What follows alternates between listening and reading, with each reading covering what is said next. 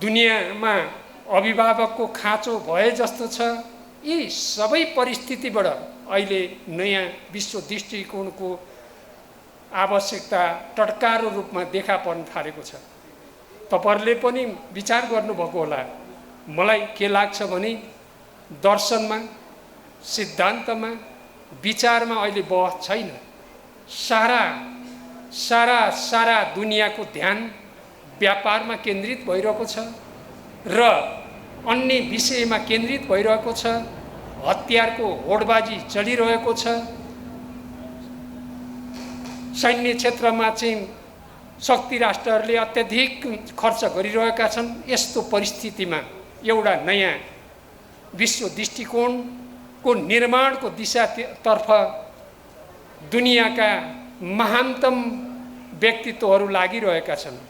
त्यही विश्व दृष्टिकोण निर्माण सँगसँगै फेरि नेपालमा पनि राष्ट्रिय दृष्टिकोण निर्माण गर्नुपर्ने एउटा आवश्यकता छ। त्यो आवश्यकतामा हामी पनि त्यो विश्व दृष्टिकोण निर्माण गर्ने कुरामा एकाकार हुने, राष्ट्रिय दृष्टिकोण निर्माण गर्ने कुरामा हामी लाग्ने। म आजको विषय सिद्धान्तको, विचारको होइन। त्यसकारण यसमा धेरै लामो व्याख्या गर्न चाहन्न।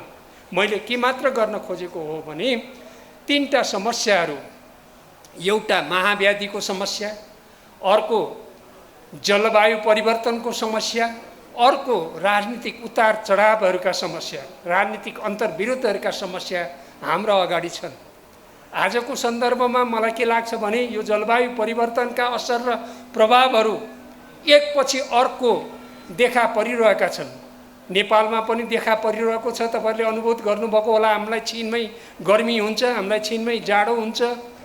अकल्पनीय रूपमा घटनाहरू घटिरहेका छन्। मेरो गृह जिल्ला सिन्धुपाल्चोकको मेलम्चीको बारेमा तपाईहरुलाई भरपूर थाहा छ। मनाङमा त्यही बेला भएको बाढी पहिरोको कुरा थाहा छ र अहिले यो हिम पहिरोहरू आश्चर्यजनक ढङ्गले चाहिँ आइरहेका छन्। किसानहरू यो जलवायु परिवर्तनका असर र प्रभावबाट यति धेरै पीडित छन्। धेरै कुराको व्याख्या गर्न त्यतातिर मात्रै केन्द्रित हुन त हामीलाई समयले साथ दिँदैन। तर मलाई एउटा कुरा भन्नै मन लागेको के छ भने दसैँको बेला थियो। किसानहरू आफ्ना सुनौला धान हेरेर राति सुत्नु भएको थियो।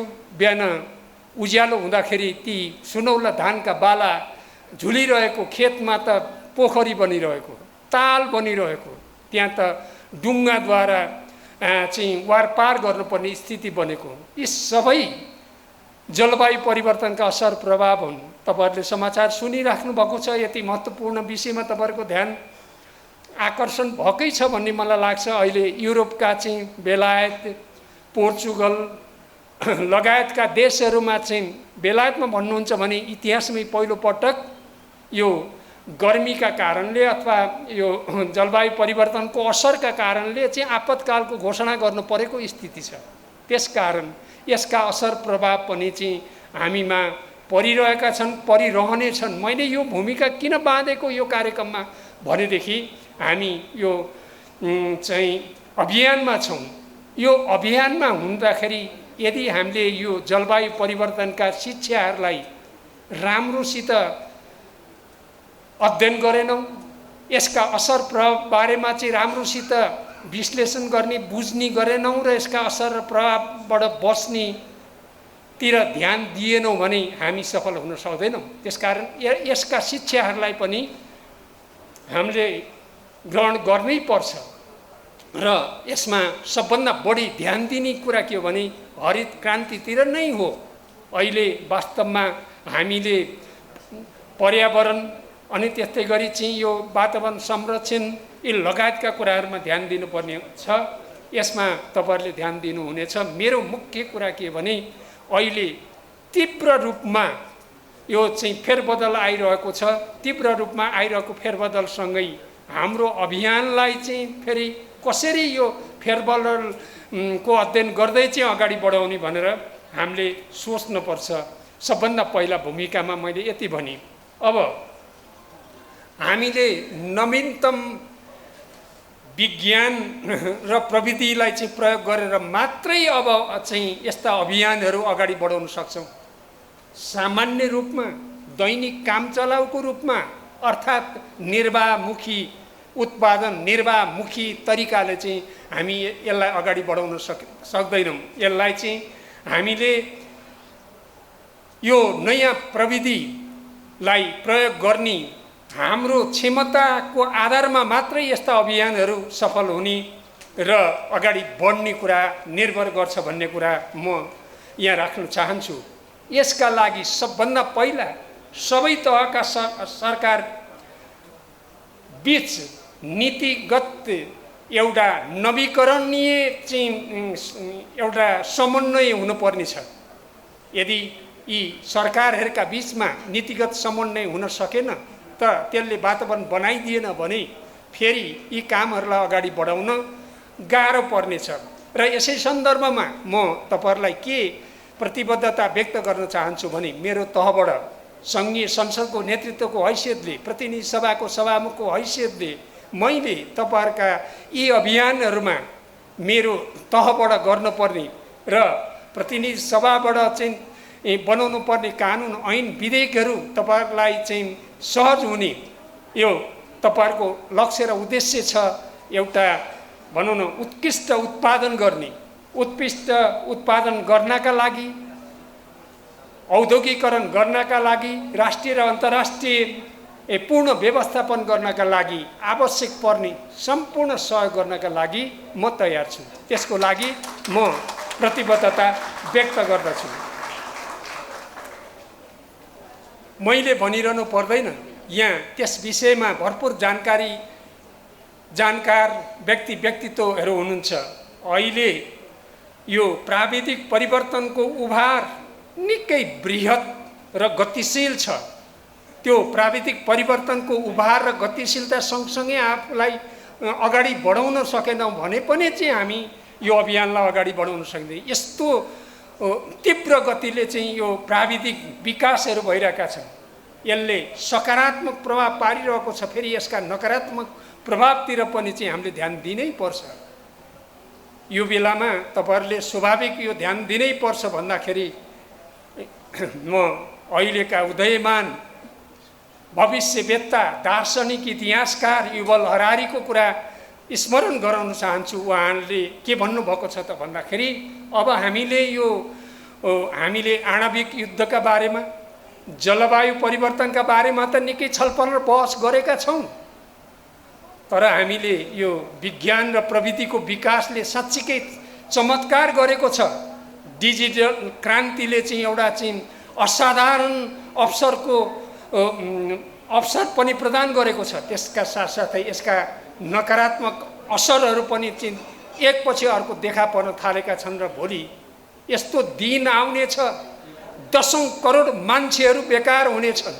हामीले अहिलेदेखि नै तयारी गरेनौँ भने ती दशौं अझ अरबौं भन्दा पनि हुन्छ अरबौं मान्छेहरू बेकार हुनेछन्। हामीले अब त्यस दिशातर्फ पनि छलफल गर्नुपर्नेछ। मैले युवाहरूलाई र ऊर्जाशील युवाहरूलाई, उद्यमशील युवाहरूलाई त्यतातिर पनि अध्ययनको एउटा पाटो बनाउनु पर्छ भनेर मात्रै यो कुरा भनेको हो। यसमा म धेरै व्याख्या गर्न चाहन्न।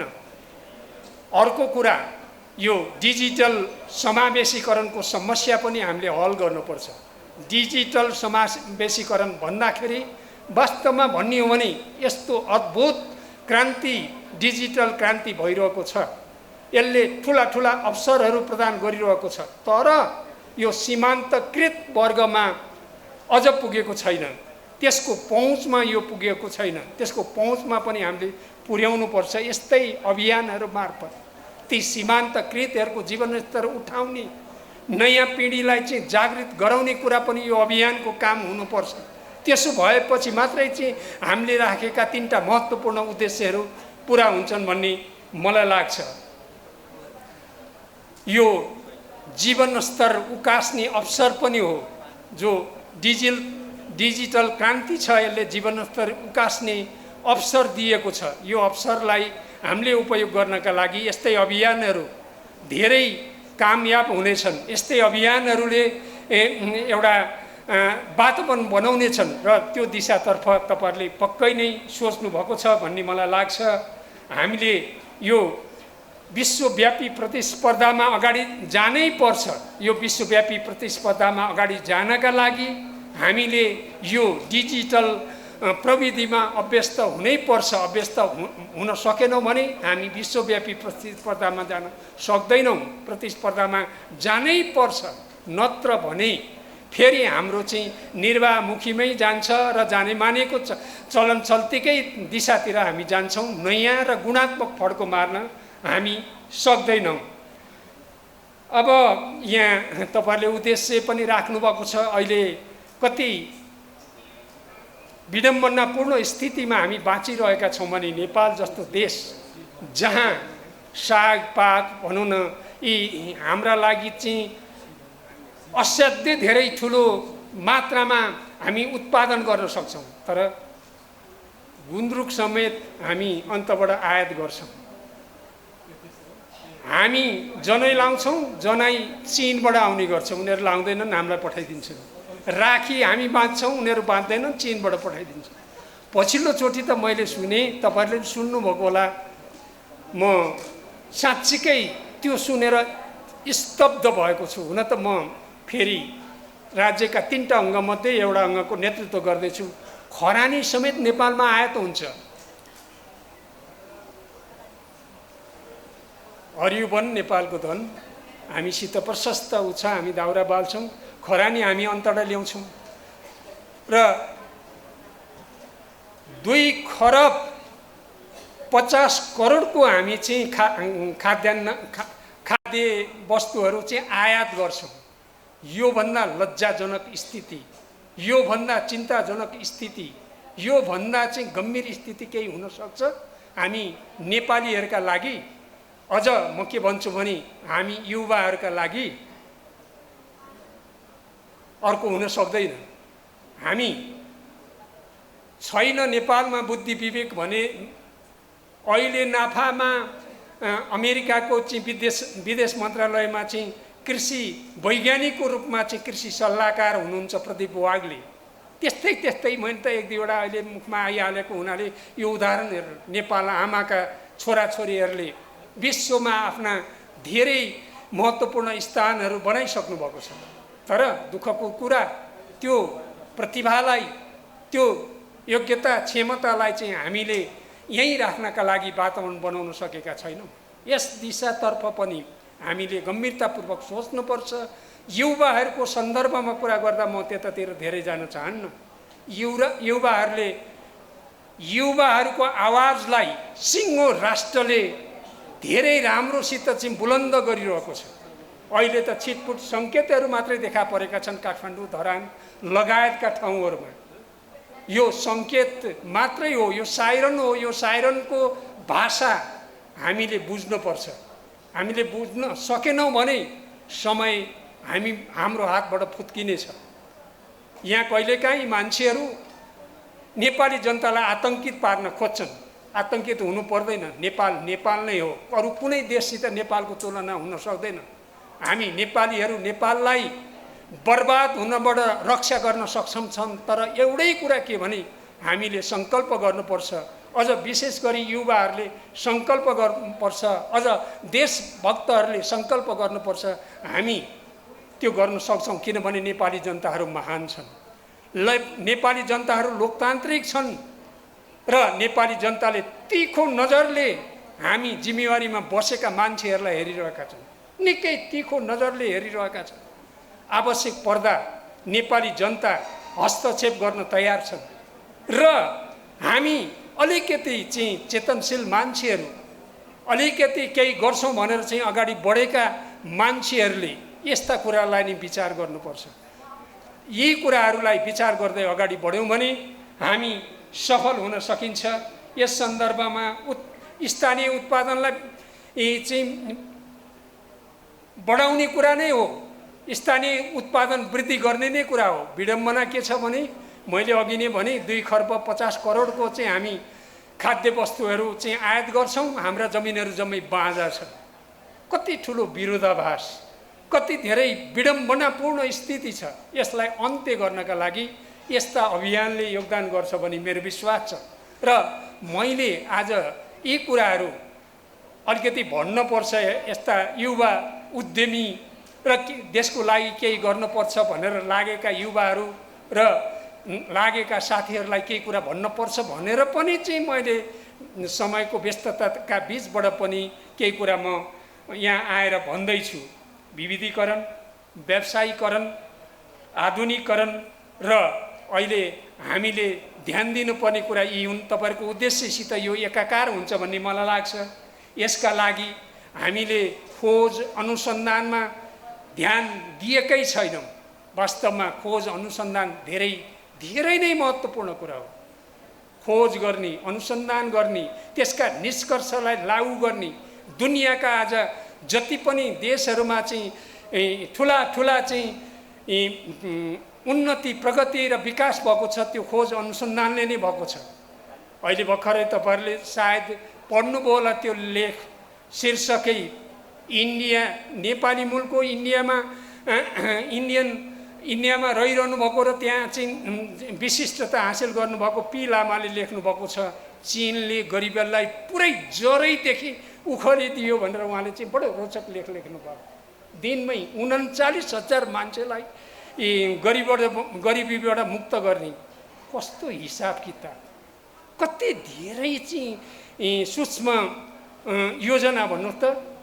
दिनमा 39,000सम्मलाई गरिबीबाट मुक्त गर्ने दिनको कुरा गर्नुभएको छ। यसको मैले व्याख्या गर्नुपर्छ यसको चाहिँ गहिराई, यसको बहुआयामिकता। त्यसरी चाहिँ मान्छेहरू अगाडि बढिरहेका छन्। पुरै जरैदेखि उखलिदियो भनेको छ। हाम्रो देश पनि कम्ती छैन। र अझ हाम्रो देशमा यति नानाविध जैविक विविधता यति धेरै छ। वास्तवमा एउटै कुराको कमी छ। हामी जिम्मेवारीमा बसेकाहरूले चाहिँ जिम्मेवारी बोध गर्दै एउटा सङ्कल्प गरेर अगाडि बढ्नु पर्ने छ। र यसको लागि तपाईँहरूले पनि चाहिँ आफ्नो ठाउँबाट आवाजले पनि र कामले पनि चाहिँ एउटा नमुना देखाइदिनु पर्ने छ। ती नमुना देख्दै जाँदाखेरि सबैलाई बाध्य पार्ने छ ती नमुनाहरूले। त्यसकारण म के भन्छु भने यो आइटीको त्यत्तिकै महत्त्व छ। मैले त्यसको बारेमा पहिला पनि व्याख्या गरिसकेँ। खोज अनुसन्धानको साथसाथै हामी डेटामा चाहिँ धेरै लाग्दैनौँ, त्यसको महत्त्व दिँदैनौँ। सामान्य तथ्याङ्क जस्तो हामी ठान्दछौँ। डेटाको महत्त्व हामीले सोचेको भन्दा, हामीले बुझेको भन्दा 100 गुणा बढी छ। मैले जति बेला मेलम्चीमा बाढी पहिरो आयो, धेरै चाहिँ विज्ञ विशेषज्ञहरूको टिमसित कुरा गरेपछि मलाई पनि के थाहा भयो भने मैले बुझेको डेटाको महत्त्वभन्दा हजारौँ गुणा बढी त्यसको महत्त्व रहेछ। डेटाको बारेमा हामीले अध्ययन अनुसन्धान अथवा डेटाको बारेमा हामीले राम्रो जानकारी लिएर गर्ने भने ठुला दुर्घटनाहरू कहिलेकाहीँ त हाम्रो काबु बाहिर पनि हुन्छ। तर हामीले हाम्रो तयारीलाई चाहिँ गुणात्मक ढङ्गले चाहिँ बढायौँ भने कहिलेकाहीँ चाहिँ ठुला दुर्घटनाहरू पनि चाहिँ हामीले चाहिँ रोक्न सक्छौँ डेटाको माध्यमबाट। त्यसकारण यतातिर पनि हामी ध्यान दिनेछौँ भन्ने मलाई लाग्छ। वास्तवमा हाम्रो कमी केमा छ त र केमा हामीले जोड गर्नुपर्छ, यो तपाईँहरूलाई भन्दा पनि म आफैतिर फर्कने कुरा हो। कृषि र खेती प्रणालीलाई राज्यसँग, सरकारको बजेटसँग, मौद्रिक नीतिसँग हामीले राम्रोसित जोड्न सकेका छैनौँ। त्यसलाई जोड्नै पर्छ, अनिवार्य रूपमा जोड्नुपर्छ। यदि त्यो जोडिएन भने तपाईँहरूले गर्न खोज्नु भएको छ, अरूले पनि गर्न खोजेको छन्। केही चाहिँ रिजल्टहरू आउन त खोजेका छन्, तर त्यो जुन गुणात्मक फड्को मार्नुपर्ने त्यसले अहिले इजरायलमा पढेका कृष्ण बजगाई जस्ता र अन्य धेरै चाहिँ उहाँ गएर चाहिँ दुःख गरेर एउटा लाइफ फिलोसफी र बुक फिलोसफीको उच्चतम संयोजन गर्दै आज चाहिँ ठुला पैमानामा चाहिँ कृषि फारम खोल्ने चाहिँ अभियानको बारेमा मलाई केही साथीहरूले जानकारी गराउनु भएको छ। त्यसकारण हामीले कृषक र खेती प्रणालीलाई राज्यसँग, सरकारको बजेट र मुख्य गरी मौद्रिक नीति, भर्खरै राष्ट्र बैङ्कले मौद्रिक नीति सार्वजनिक गरेको छ। त्यो यस्ता अभियानहरू, यस्ता चाहिँ व्यवसायहरू यसमा धेरै महत्त्वपूर्ण कुरा हो। त्यसले अलिकति खुकुलो गरिदिँदा, त्यसले अलिकति सहजीकरण गरिदिँदा, त्यसले तल्लो वर्गतिर चाहिँ अलिकति केन्द्रित भइदिँदा यहाँ हामीले धेरै गर्न सक्छौँ। तपाईँलाई कति जटिलता छ के छ भन्ने कुरा थाहा छ, त्यो जटिलता नहोस् भन्नका लागि मैले यो कुरा गरिरहेको छु।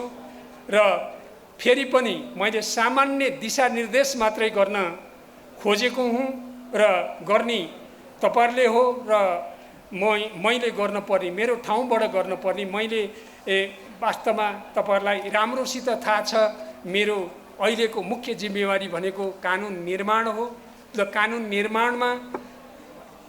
निर्माण मात्रै होइन, गुणस्तरीय कानुन निर्माण हो। गुणस्तरीय कानुन भन्दाखेरि तपाईँहरूले थाहा पाइहाल्नु भएको छ। हाम्रा हजुरबाहरूले के भन्ने गर्नु भन्थ्यो भने मुद्दाको नौसिङ, कानुनका नौसिङ भनेपछि त्यहाँ र वा र सामान्य कमाको फेरबदलले जमिन आसमानको फरक पर्दछ। त्यसकारण कानुन निर्माण हो सङ्घीय संसदको काम, त्यसको नेतृत्व गर्ने मैले हो। त्यो कानुन निर्माण मात्रै होइन, गुणात्मक कानुन निर्माण गर्ने। नम्बर 1, गुणात्मक कानुन निर्माण गरेर मात्रै हुँदैन, त्यो कानुन कति ठिक ढङ्गले कार्यान्वयन भएको छ त्यसको अनुगमन गर्ने कुरा पनि हो। त्यस्तो वातावरण अझ बनिसकेको छैन। तर फेरि पनि मैले भन्दाखेरि कुरा के भने त्यो दिशातर्फ पनि यसले काम गर्नुपर्छ। म सभामुख भइसकेपछि असाध्यै उतार चढावमा मेरा समयहरू गुज्रिए। अहिले तपाईँहरूले देख्नुभएको छ केही समयदेखि सदन जीवन्त बनिरहेको छ। केही विधेयकहरू अगाडि बढिरहेका छन् र अब पनि धेरै महत्त्वपूर्ण विधेयकहरूलाई प्राथमिकतामा राखेर अगाडि बढाउने प्रयत्न भइरहेको छ। अहिले एक प्रकारले सदन जीवन्त भएको छ। केही समस्याहरू देखा पर्छन् कहिलेकाहीँ, तर पनि त्यो चाहिँ अगाडि बढिरहेको छ। म तपाईँहरूलाई के विश्वास दिलाउँछु भने त्यसले अति आवश्यक कानुनहरू निर्माण गर्न अझै जोड गर्नेछ र हामी त्यस दिशातर्फ चाहिँ घनीभूत ढङ्गले लागिरहेका छौँ। र फेरि पनि यो कार्यक्रममा मलाई आमन्त्रण गर्नुभयो, मैले यति कुरा राख्ने अवसर पाएँ, त्यसका लागि आयोजकप्रति फेरि पनि म अन्तरतम हृदयदेखि नै धन्यवाद दिन्छु।